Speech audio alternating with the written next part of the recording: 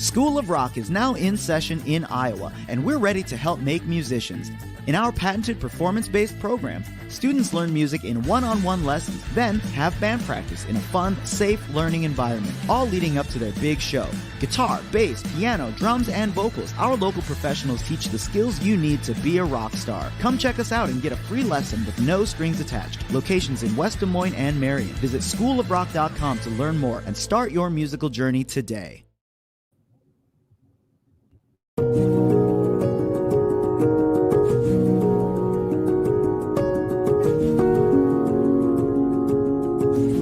The morning news on YourIowa.com is brought to you by the Commission on U.S. Territories, striving for equal representation around the globe, and by Keep Iowa First, committed to keeping the Iowa caucuses the first in the nation contest in selecting the presidency of the United States. And now, here's your host, Brent Roske.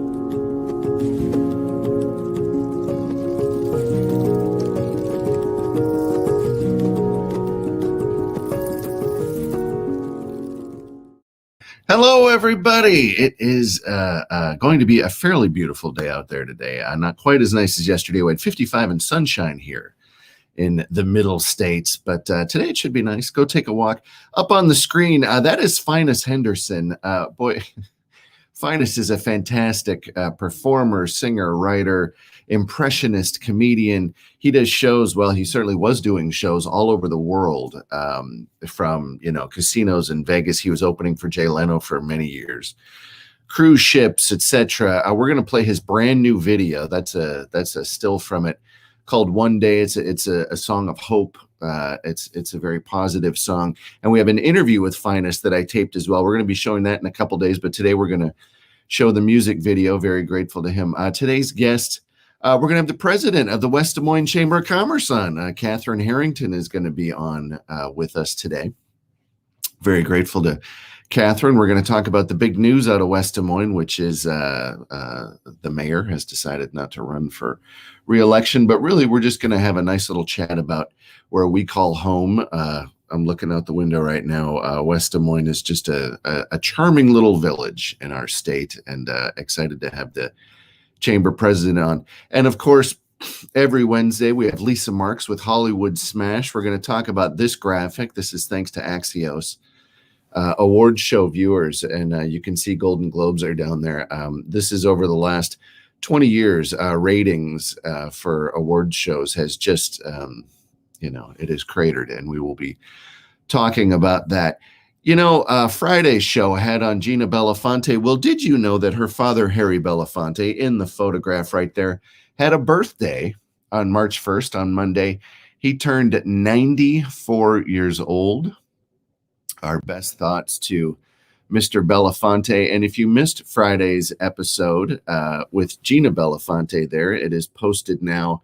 But they actually hosted a surprise birthday party for Harry Belafonte Monday night with, folks like Common and Usher and Jay-Z and Danny Glover and Lin-Manuel Miranda. That's what you get to do if you are Harry Belafonte. But happy birthday to Harry Belafonte. Again, the interview with Gina Belafonte is posted on the website. That's from Friday. Now, this Friday coming up, folks, you're going to want to watch this episode of the show. Sebastian Robertson is a big mega music producer, and his father is Robbie Robertson of the band, the legendary band. Peter Gabriel has just re-recorded his song Biko, his anti-apartheid anthem Biko. Sebastian Robertson produced it, and there's Peter Gabriel in the photograph there, along with Beninese vocalist Angelique Kidjo, but in this new version is her and Yo-Yo Ma and Michel and Degucello and the Taiko Project Japanese drummers, the Cape Town singers. It's amazing, and Sebastian is going to tell us all about the recording of that, about Stephen Biko. Of course, Stephen Biko, anti-apartheid activist, was held without trial for 533 days back in 1977 and was sadly killed in prison. And Biko was a song that was released in 1980 about that, and showed the spotlight on anti-apartheid movements. So you're definitely going to want to check that out Friday. Before we bring on Miss Harrington, I want just some light news this morning. Here's a quick test for you. Who's that in the photo? Who's that? Uh, in California, a driver who said he'd used a mannequin as his passenger in the carpool lane. That is a mannequin that way. Carpool lane has been cited. He was pulled over. They rolled down the window, and that is a dummy they'd been using. And people always say that I'm going to put a dummy in the passenger seat to use the carpool lane. A lot of people use bunched up blankets, but someone actually used a dummy. The highway patrol officer said that the driver didn't say much other than that he'd been driving with this mannequin and been getting away with it for over a year and a half. So, and if you think this sounds familiar, my buddy Corbin Burnson, you might remember him from LA Law and Minor League. There he is in the corner. He actually directed this movie called Carpool Guy, which was about a homeless person that would get into people's passenger seats and get in the carpool lane. So all that, but that's the news from California. And real quick, the administration is saying that we might have enough coronavirus vaccines for all adults by the end of May, which is 2 months earlier than expected. That is good news. We will take a 15-second commercial break and then be back with Katherine Harrington, president of the West Des Moines Chamber of Commerce. We'll be right back. There's a new spin on casual dining near Drake University. Lucky Horse Beer and Burgers. Craveable faves, flatbreads, delicious burgers, frozen cocktails, and crazy cool vibe. Get to Lucky Horse Beer and Burgers today. Welcome back to the program. And there she is from West Des Moines, Katherine Harrington, the president of the West Des Moines Chamber. How are you this morning? I am so good. How are you, Brent? Good to see you this morning. It's always great to see you, President Harrington. So the Chamber, the West Des Moines Chamber is a fantastic group. And I say that to everybody, not just because you're sitting here, but the Chamber is engaged, outgoing. You get the word out about businesses and helping folks make just incredibly important connections. So thank you as a small business owner in town. But why don't you give people just kind of the rundown of what the Chamber does? Well, thank you, Brent, first of all, for being a member of the West Des Moines Chamber. We love what you're doing. We love to promote your amazing programming. And, you know, you're mentioning Peter Gabriel. Oh, my gosh, he's an icon to me. I love Peter Gabriel. So you're doing great work and I love your program. It's fabulous. You know, we're working super hard right now, especially with this crazy world we're living in right now during a pandemic. I started on April Fool's Day 2020. So it's a very interesting time to start in a position like this, trying to support our area businesses, our region, and really trying to uplift our community right now that so many businesses, you know, need support, need promotion, need attention. So we're really expert promoters, and that's what we do. We try to uplift them, give them the visibility that they need for the great things they're doing. But West Des Moines is growing. We're growing like crazy. And even during a pandemic, the city has not stopped. So we're all working hard together to keep our region really attractive to companies, to workforce, to millennials. And it's super exciting. So it's a great time to be here. There are some, every week I drive down a block, there's new houses, there's new condo developments down by the Raccoon River Park. There's amazing new houses up there, mid 200s. You can buy a brand new house. No one's even ever lived in Florida. They're selling right now. They're beautiful. But tell folks about the Recplex. You know, we've got the new data center out there, which is big news, but the Recplex is going to be opening fairly soon. Why don't you tell folks what that is? Because it's an incredibly ambitious project. Yeah, so that's the Mid-American Energy Company Recplex, and it will be open a couple of months. It's a huge, huge facility. That whole area actually is going to be growing. So Des Moines University is also moving into that area in a couple of years. They have a giant campus as well. And it's interesting. I go to our city council meetings and I'm learning about that whole area is going to grow substantially. There's going to be housing out there. There's going to be restaurants, retail. It's going to be a huge center for people to live, work, and play. So the Mid-American Energy Company Recplex is really going to be the jewel of that area. And then with DMU going there too, can you imagine all the medical that will be around there too, that will just spawn so many other businesses. So, you know, in the next 3 to 4 years, that whole area is going to be giant. So a lot of growth and development. You know, you mentioned city council. The big news I read, it was actually in the West Des Moines News e-newsletter that the chamber puts out. The mayor's decided not to run for re-election. Any thoughts on this? Yeah, well, I was shocked, honestly, and I sent him a note last night, and the subject line was "Wow." He's done so much for our city. He's really set us up for success, and we've grown so much during his tenure. Personally, I am going to super miss working with him. And over this last year, it's been wonderful. He is such a community champion. He wants the best for the citizens. He wants the best for the city. And yeah, so I'm going to miss working with him dearly, but it's going to be interesting to see who is in that spot next, and who's really kind of championing our area and our region. So, this whole metropolitan area is growing like crazy. We've got our neighboring cities that are doing amazing things too. So I just love how all the communities are announcing neat projects and neat things that they're trying to get grants for, and including the city of West Des Moines. So we're going to miss the mayor. He's such a champion. So amazing. And finally, before I let you go here, West Des Moines, I call it home. My wife and kiddo, we love it here. But what's your 30-second pitch? When you're in a different city and they say, "Oh, West Des Moines, I hadn't thought of that, maybe to live or to set up a business." What's your pitch? Well, first of all, we have the nicest people in the world here. And this is the story that I love to tell. So I moved here 16 years ago from San Diego.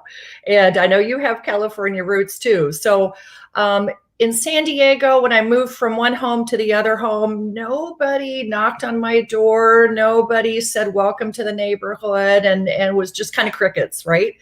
But when we moved to Des Moines from San Diego, our doorbell rang nonstop for about a month. We had cookies, cakes, we had dinners in our honor because we were new neighbors, phone calls, cards. I mean, I just was overwhelmed with the love and support of coming into West Des Moines. It was absolutely like, "Hey, you're family now. We are here to help you. How can I help you get connected, to the community, to others? What are your passions? What do you want to do?"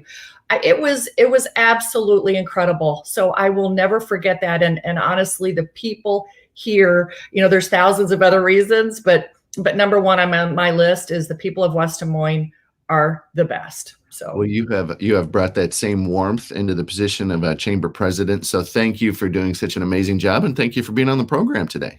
Well, thank you. It's an honor, Brent. Really appreciate it. Thank you so much. Folks, we're going to be right back with Lisa Marks and the Hollywood Smash. But right before then, here's a piece from the United Nations. As you know, we have a partnership with them. They're going to be showing us their different representatives from around the world. Last Thursday was live from Guatemala. So here's a short message from the United Nations, and then we'll be right back with Lisa.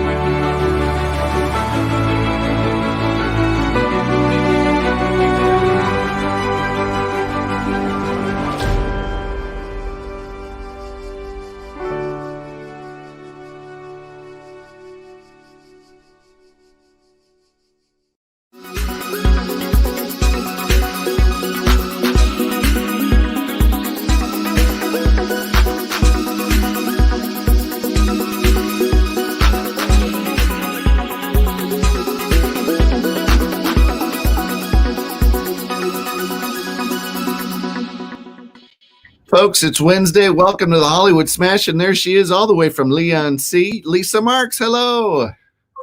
Great intro. We remembered. I always, it's about the second time I've shown it. I forget every week. I went through the trouble of making that thing. I love to see palm trees whenever I can. So welcome, Lisa. How have you been? Good. I've just got off a lecture to journalism students at Cardiff University. So I'm all talked out. I've got a slight voice left. Got just about enough to get through the end of this. What did the students learn about today? Well, mostly how to interview a celebrity and how to deal with some interesting situations and the state of celebrity journalism at the moment, and lots of interesting tricks and tips. Oh, fun! Yes. Have you seen the show Flack on Amazon yet? All about publicists. I have not. I've heard about it, and I've also heard about Call My Agent. These are two things I feel I really need to watch immediately. Okay, let's put Call My Agent on the calendar for next week. I've really grown to like Call My Agent because Flack went the other way. Flack is trying to be the new Entourage. I guarantee you there was a pitch meeting that said we're going to have the all-female Entourage in the world of publicity. But Call My Agent is a French show, and it's entertainment light. It's like, oh, the business is so tough. I had to take 2 lunches today. It's the French version of all this. So there's not the, you could compare the first scenes and see how they're different. But anyway, we'll talk about Call My Agent. But I'm sorry to do this, Lisa. I'm going to show a graphic for 1 second. It's going to pop up on your side of the screen there. I apologize. But award show viewer sorry about that. But can you see that? So award show viewers viewership is down. It's down. And here we are back. Yeah. And so that was thanks to Axios put that together over the last 20 years. It is just taking Academy Awards, for instance, starting from roughly 50 million viewers for a broadcast back in 2000, now down to 22-ish. And the Golden Globes themselves, which you're here to talk about, 13-ish million, which is still, compared to viewership numbers, is still a good number. But definitely, you and I spoke about how viewing habits have changed, and the Globes just happened Sunday. First of all, what was your report on the Globes? Well, it was fun. It was fun. I quite like the award show light, like without the kind of the usual format. It sort of makes it a little bit more interesting, because we've seen the other way so many times, and I quite like seeing, big actors in their homes sprawling on a sofa, and Jason Sudeikis in a hoodie. This is all kind of fun stuff, right? And I think they pitched it perfectly with Amy Poehler and Tina Fey hosting from 2 separate coasts, but they're such great pals. They're like best mates. So I don't know if it would work with anyone else doing it that way, but it was seamless the way that they bounced off each other. So I think they were a great pick. And some interesting winners. There was the usual sort of, there's always that one award where everyone's, what? How did Sacha Baron Cohen win, for Borat's subsequent movie film?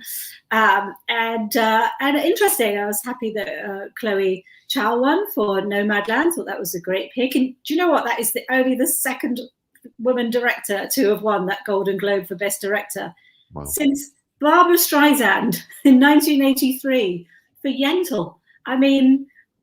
That's a long time ago. So good fun. But going back to your point about the changing nature of things, and everything, the way we receive all our information now is changing. We really are living at such an incredible moment of history where anything traditional, you'll never see those numbers again for the Academy Awards. You just won't. The way this information is being delivered is very different. As I said, I've just been doing a lecture about magazines, and the way our content is being delivered is very different. And this is it in action. We're in this we're in the middle of a tornado, Brent. I can feel it. I can feel the magic. This is the trick that they did where they said, it'll be seamless, and she reached through in the split screen and all that. We didn't have a prop hand on the other side though. Exactly. It's not quite going to work. I'm getting it all the wrong way. I did. I know it's the opposite. Talking about that. So Miss Mark's background, there you go. You got it, is journalism. She wrote this book right here. Ryan is ready for you now. I'll pitch your book to anybody listening. Buy the book. Ryan is ready for you now. But it. My post-it notes coming out of the top. Yeah. But, you talk about, in your lecture, you're talking about changing magazines. This all goes into it. But the big takeaway for me is not only the Globes, but how it has changed the finances of entertainment media, full stop. Yeah. In that now, people say, oh, you're writing a movie script. Oh, isn't that quaint? Don't you really want to write a series, Queen's Gambit, The Crown, something that could go 4 or 5 seasons? And I mean, each episode of The Crown is basically a motion picture. It's got more production value than most of the movies out there. So, but the money is so different. It's just tweets, and it's how many clicks you can get. And to me, the nature of the question of what is news now, in the big news pitch meeting on Monday morning, the virtual pitch meeting people are having all across the world is, well, how popular will it be? How many clicks do you think it will get? And that goes down to, the Golden Globes aren't necessarily considered news anymore because they're not as popular as they once were. I just think that's really interesting. Yeah, it's true. I mean, that is exactly it. It's everything. It's everything we know and everything we thought we knew is changing. And, that's scary, but also I think it's exciting. There's no right for everything to stay the same forever. And why should it? And, we're kind of getting on in years, Brent, but, there's this younger generation out there who won't even understand what a television channel is by the time, your toddler won't understand, how we have consumed our news or our content, because it's just going to be delivered in such a different way. And you're right, the financing is all different, and it is based on clicks and views. And, as you say, you can't really quantify what Netflix is really making, or, it's nothing can be sort of, measured in the same way. What I hope within amongst all of this, and this goes the same for magazines and, the journalism world as much as the movie world, is that we just don't lose the quality. And I feel that we're not on many levels. I do think movies at the moment are taking a slight hit. And I think there's a bit of a sort of they're kind of churning out movies at the moment. I've seen a lot of kind of not so great films on Netflix.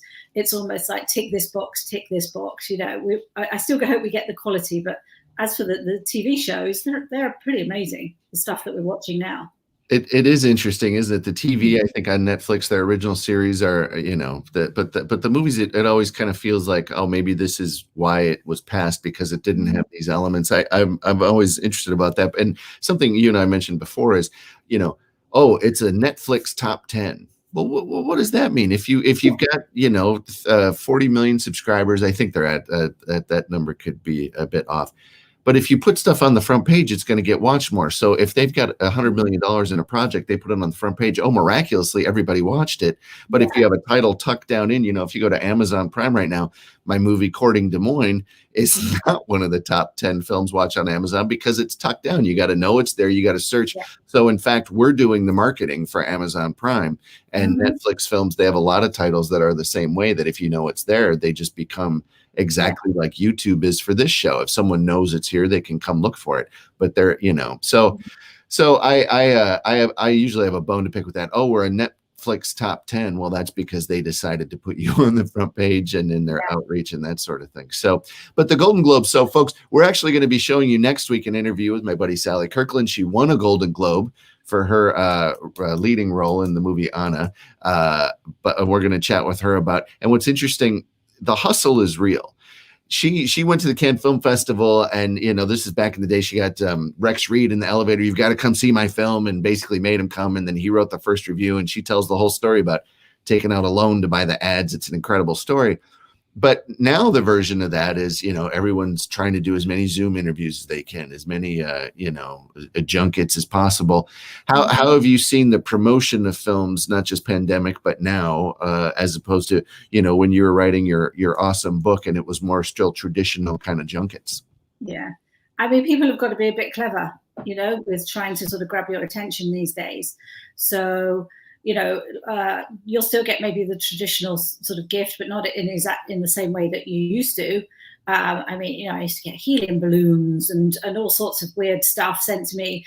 But now it's very much, there are online campaigns and social media campaigns, and a lot of things that you want just delivered to you to your laptop electronically. And it's very much, and also it's been a very difficult year, because we haven't been able to do things in the same way. So while the traditional model of how we watch things has changed this year, how we actually do things has changed as well. So there's just been this huge shift. So really everything is online, and junkets as such are online, and people are available that way, which is, to be honest, just as good to be able to speak to somebody like this. This is still this works.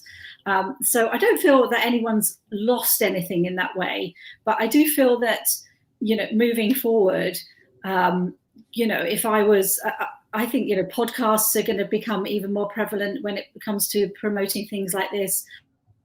The last year has been the year of audio in a huge way, because The World and His Wife has got a podcast, and I just feel that if you're going to be marketing anything, get yourself a podcast, put it in people's ears. That's pretty much and they can listen to it either driving, cooking, doing whatever. So it's a huge year sonically, as well as doing everything in this way at home on the laptop. At the end of the day, though, you see a lot of podcasts and this show, I'm here Monday through Friday, 7 a.m., which is not an easy task. Certainly a lot of podcasts are kind of one a week sort of thing. And what people realize, they produce something and they push it out there, and they're like, oh, only a few people saw it. I thought, I see these amazing numbers out there, and folks, I just want to tell you, it takes a lot of work, and it takes some real investment as far as getting a program launched, etc. But so Golden Globes, if you had to give it a rating from 1 to 10, 10 being the best, what would you give this year of the Globes? I'm going to give it a solid, I'm going to say a 7.8. Oh, 7.8. Yes, 7.8. It was enjoyable. I'm like everybody else. I sort of find it quite amusing when, Daniel Kaluuya's mic doesn't work, and then it's all a big laugh and everything. And I think everyone, that you've had to give things a little bit of leeway this year. It certainly wasn't its finest hour, but it wasn't the worst. Not the Globe's finest hour. There's the headline from the United Kingdom. I thought, the one shot of Viola Davis, they show her it was a cutaway, and she's just kind of sitting on the couch looking up. That really felt like, yeah. And I applaud the producers of the Globes. It's easy to pile up on things. Vanity Fair's headline said it was bad. So it's easy to do that. I try to keep this a positive program, but I think all these things taken together, viewing habits changing, people looking for maybe more truth and a real education value in things. And the Globes really are the epitome of fluffy, poofy Hollywood. Maybe that's changing. So all that together with the fact you got Jason Sudeikis apparently stoned out of his mind in a and he gets the thing in the awards books now, the first ever award accepted in a tie-dye hoodie. He was actually in London though, so the time zone is different. But what's interesting about that, it's actually 1 p.m. GMT right now for you. So this is prime time for you right now. You're on prime time in my living room right now. So broadcasting to me and my cat. So who's being really whiny. I'm surprised you can't hear her this morning. Put it up. Yes, we don't need to do an annoying animal. But yeah, I think all that's interesting, and I think you can give a slight pass for COVID, and all the way we're having to do all these things right now. But then doesn't it just show you that actually we kind of like being around people? People are good. Getting people together is good. So with everyone saying our lives will never be the same again, this is how this is from now in perpetuity, and I don't think so. Let's get everyone back in the room. And I have to say that Golden Globes room, I was there 2 years ago, just for the weekend of the Globes, and walking around that space. It's a really intimate space at the Beverly Hilton. It's great. And the ladies' restroom is amazing.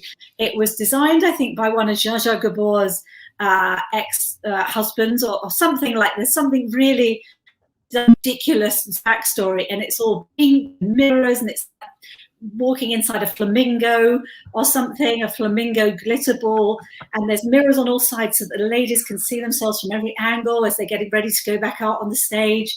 It's real old Hollywood glamour in there. So yeah, what I'm saying is the best part of the Globes is the ladies' restroom, which you'll never see. Well, and what you're talking about is the pomp and circumstance that Hollywood puts on. Stephen Adams, a friend of mine, produced the film. Rodney King, amongst others, was on this program. And the last time I saw Stephen was at the Cannes Film Festival at the American Pavilion. And we talked about what you and I talked about. My dream of this show is to have a little table set up and you and I are just welcoming. Oh, and here's Kenneth Branagh. Let's tell us about your new project as we overlook the sea and have on the yachts. So one day it will happen. It will happen soon. Lisa Marks, all the way from Leigh-on-Sea in the United Kingdom. Thanks so much for being on the program. My pleasure as always, Brent. And folks, don't go anywhere, because when we come back, Finis Henderson is an amazing musician, singer, comedian, performer, has performed all over the world, opened for Jay Leno for years in Vegas. We're going to show his brand new music video right after these words from the School of Rock here in Iowa. School of Rock is now in session in Iowa, and we're ready to help make musicians. In our patented performance-based program, students learn music in one-on-one lessons, then have band practice in a fun, safe learning environment, all leading up to their big show. Guitar, bass, piano, drums, and vocals, our local professionals teach the skills you need to be a rock star. Come check us out and get a free lesson with no strings attached. Locations in West Des Moines and Marion. Visit schoolofrock.com to learn more and start your musical journey today.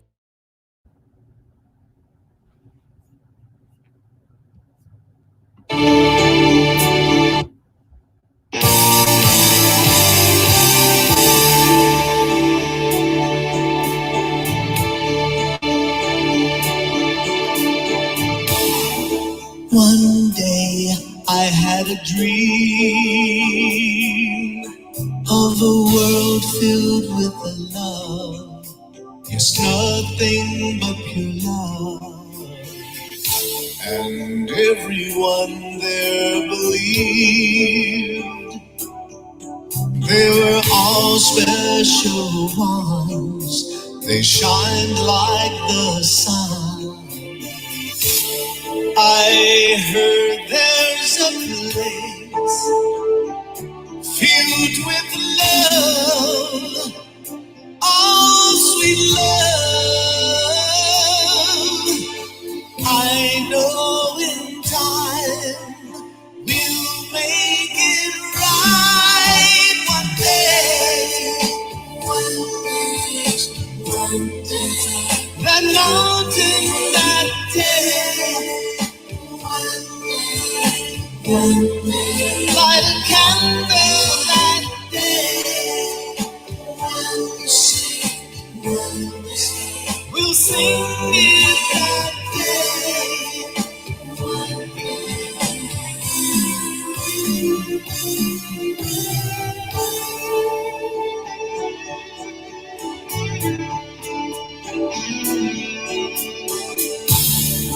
It's past time for the dream to come alive.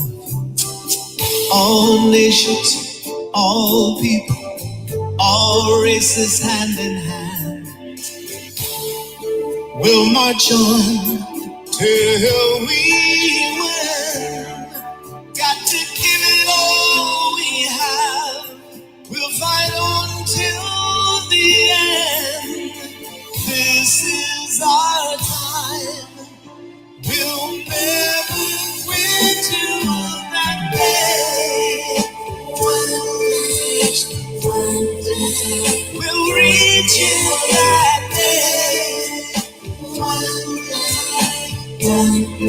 Light a candle one day.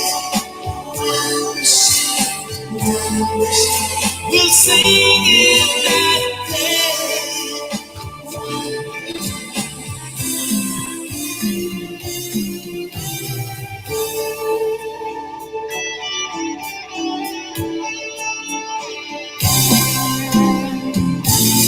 We're one world with many voices. Together we'll make our choices. Sometimes words are never enough.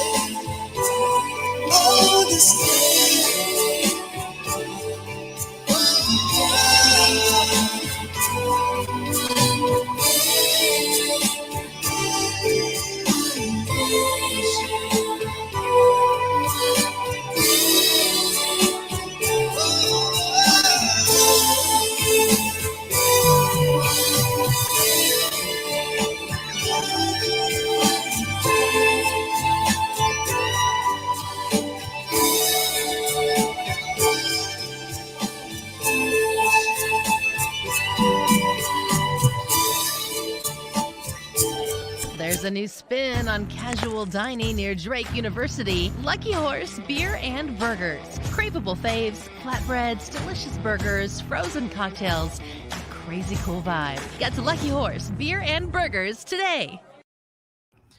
Folks, thanks so much for tuning in today. Holy buckets, what a show, huh? And, you know, speaking about Finis's very inspirational message there, again, tune in Friday. Peter Gabriel, there he is with Beninese singing. Boy, isn't that interesting? The second kind of Benin connection we had just a few weeks ago. Bonnie Louise Brown was on live from Benin, Africa. But that is Beninese vocalist and activist Angelique Kidjo, along with Yo-Yo Ma, Michel Ndjigcello, the Taiko Project Japanese drummers, the Pyramid Lake Tribal Dancers, the Cape Town Singers. They all performed in the new version of Peter Gabriel's song Biko, produced by Sebastian Robertson, who's going to be on the show Friday. How neat is that? A huge thanks to the group who put that together. So thank you to that. West Des Moines Chamber of Commerce, thanks to Katherine Harrington for coming on today, the president of the chamber. Always great to see her. You know, West Des Moines really is a fantastic place. Think about it for your business or home. And if you missed Monday's show, there's Ross Wilburn, Iowa State Representative, was just elected to be the chair of the Iowa Democratic Party. There he is. He was a senior advisor to the Kamala Harris campaign, who is now obviously the vice president. He was on Monday talking about the challenges that his party faces in this state. So very interesting interview there. And of course, happy birthday to Mr. Harry Belafonte, turned 94 on Monday. My interview with his daughter Gina there, they run sankofa.org, was Friday. It's posted on the website as we speak. So go take a look at that. And tomorrow's show, you know, folks, we got so many amazing guests. If you missed last Thursday, there's Besson O. Benson, the representative to the United Nations for Guatemala, was on live from Guatemala Thursday. That's one of the tweets they were kind enough to put out about that appearance. Tomorrow on the show, Eleanor Grace, a local Iowa musician, a fantastic song called Lighthouse. We're going to show the video. We're going to chat with her live, along with Chris Anderson, runs the Youth Emergency Shelter. It is a homeless shelter specific for Iowa area youth. You want to see that. And finally, this came up again yesterday, folks. That is designer Roy Halston's boyhood home. There it is here in Des Moines, is for sale. $179,000. That's right. You can get that big, beautiful house for $179,000. Looks like it needs some paint. Needs some paint, needs some love. But you can get that. It's on the market right now. And, you know, next week we've got another director from, this is interesting, folks. We have a director from the United Kingdom, Captain Tristan Lorraine IV. He's going to be telling about a new movie he directed. That's right. He is an airline captain. He directed a documentary about the airline industry. Some things that it's not going to make you think twice about flying, but it's definitely going to give you something to think about. We have the School of Rock is on next week live. You've been seeing their ads on this program. If you happen to find yourself at the Jordan Creek Mall, they have a kiosk there, and a promo for this program is now running in their video loop. But thank you, folks, as always, for tuning in, for watching this little program. If you have ideas on how to improve it, send me an email, roske@youriowa.com. If you'd like to support the program, my Venmo is right there, @Brent Roske. My Twitter is @Brent Roske. But thank you for tuning in, and we'll see you tomorrow. Tomorrow's Thursday, but today's Wednesday. Hump day. We'll see you tomorrow.